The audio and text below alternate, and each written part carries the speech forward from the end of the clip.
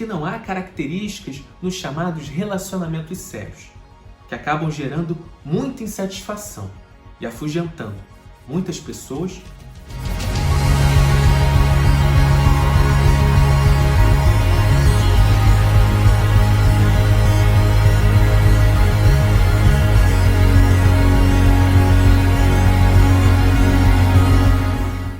E dentre esses problemas, eu destaco a cultura da alma gêmea e a cultura da apropriação do outro nas relações afetivas.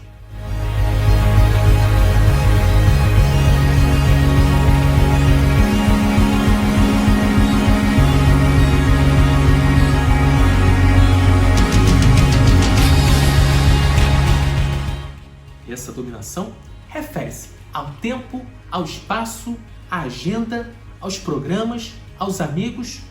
Vários aspectos das vidas das pessoas são controladas pelos parceiros.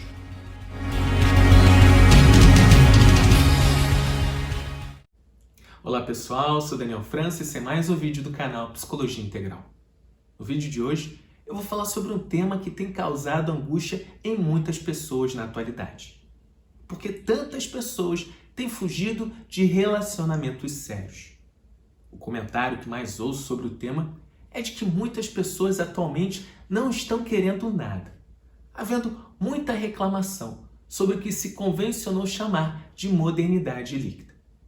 No entanto, nós precisamos aprofundar a reflexão sobre o tema e nos questionarmos: será que não há características nos chamados relacionamentos sérios, que acabam gerando muita insatisfação e afugentando muitas pessoas?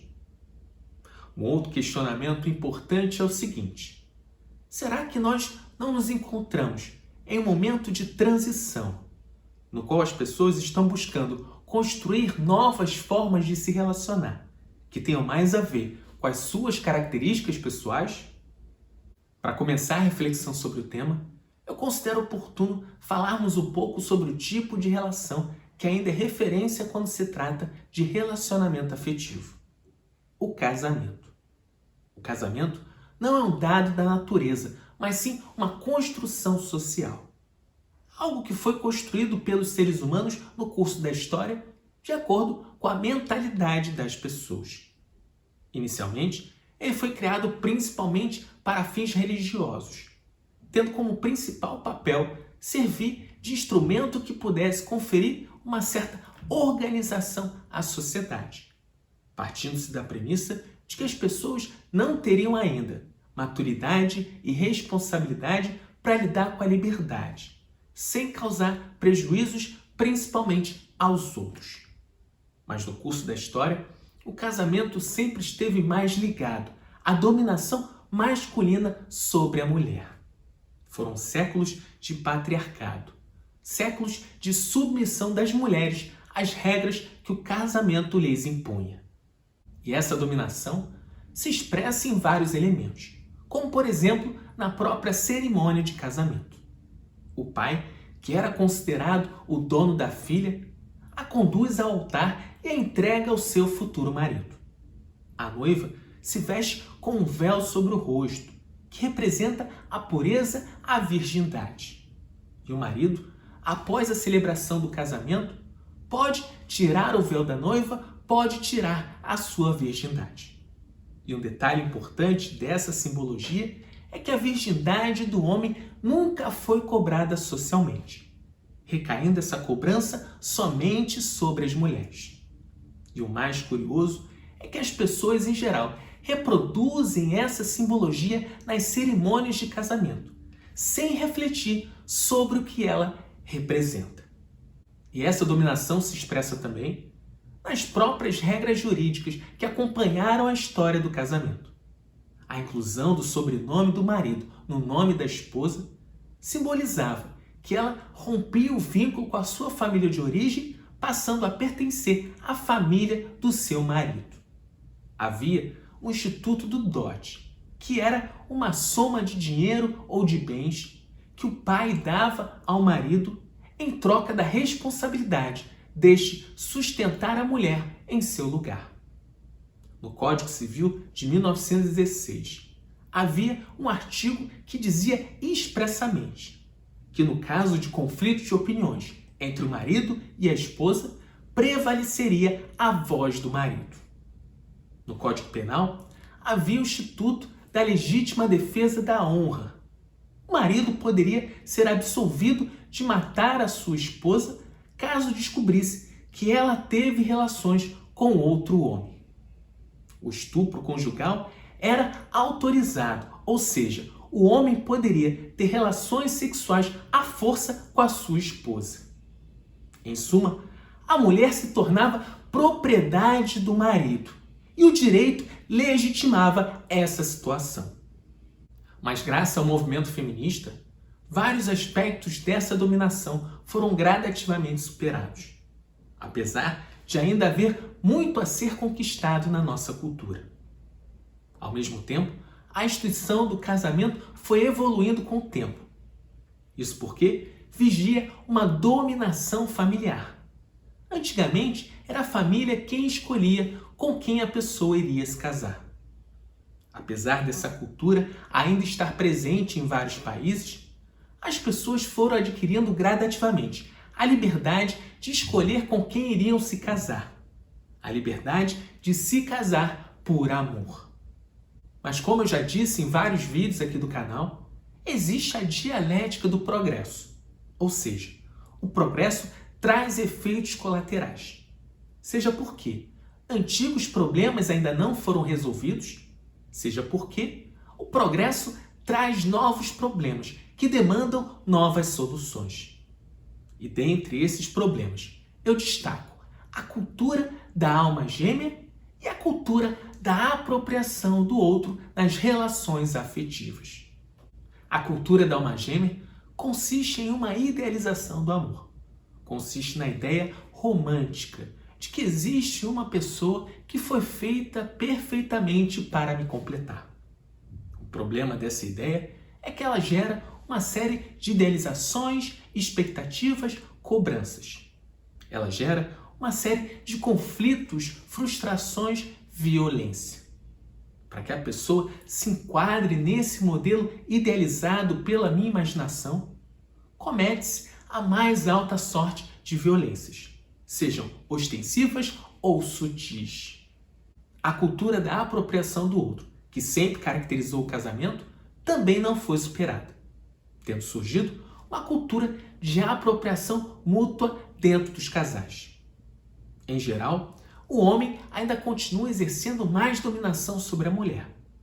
Isso porque ainda existem muitos homens que continuam proibindo suas companheiras de conversar com outros homens, de estudar, de trabalhar, de viverem livremente suas vidas.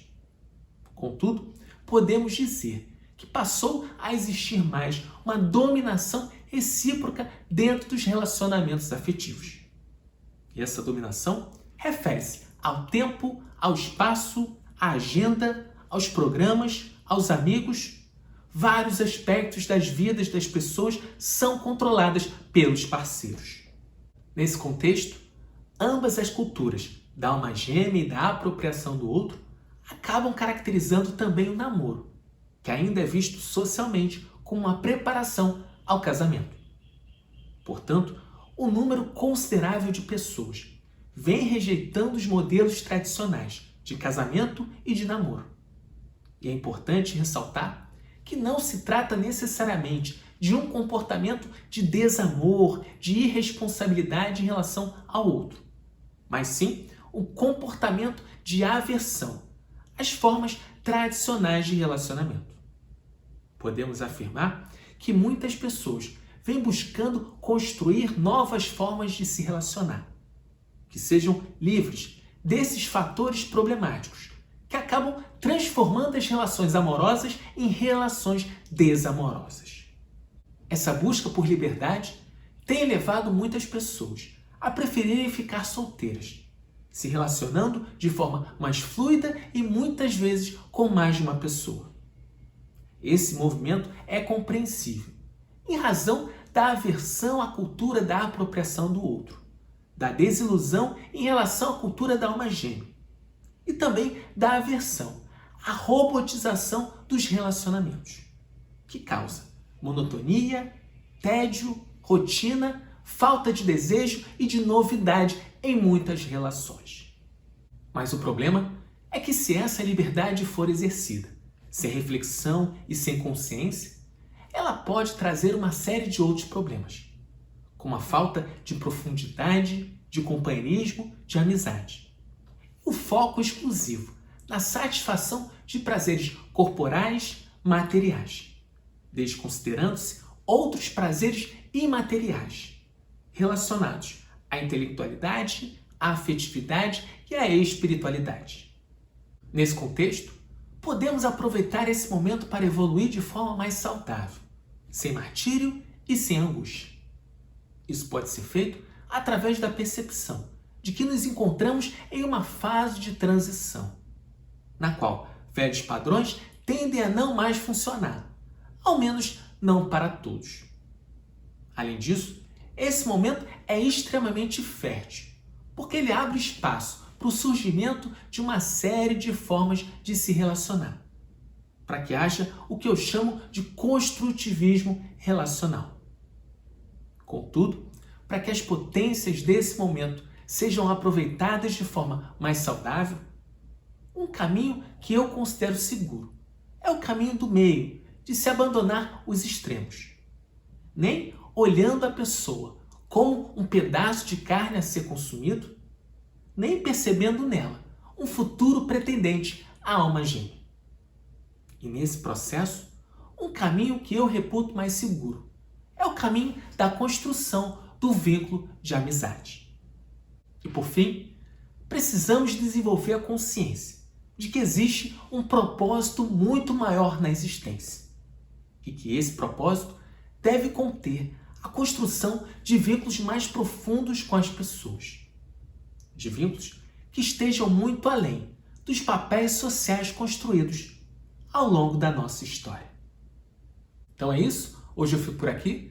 Se você gostou desse vídeo, eu peço que curta ele e compartilhe com outras pessoas que você acha que estejam precisando ouvir essa mensagem. Espero ter sido útil. Até o próximo vídeo.